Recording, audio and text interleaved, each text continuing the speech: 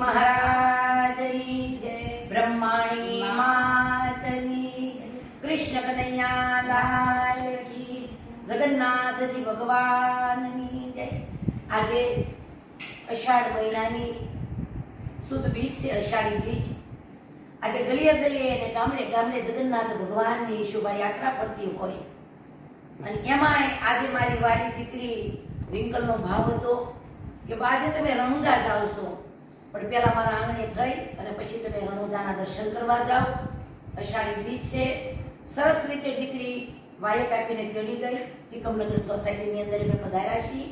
ભાવ સાથે જગન્નાથ ભગવાનને યાદ કરવી, મા ભગવતીને યાદ કરવી, રામદેવજી મહારાજને યાદ કરવી।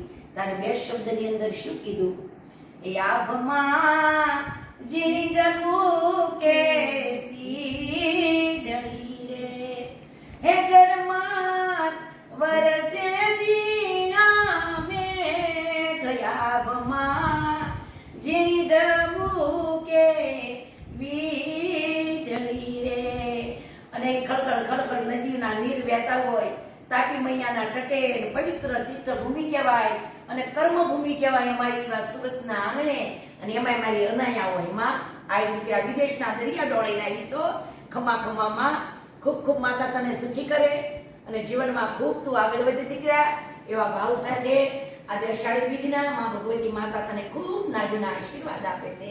મમ્મી પપ્પાનું નામ રોશન કરજે, નાના નાનીનું નામ રોશન કરજે અને રીટાબાને કાયમ મૈયામાં રાખજે માં, ક્યાંય જીવનમાં તું પાછી નહીં પડ બેટા। ખમા ખમા બોલી બ્રહ્માણી।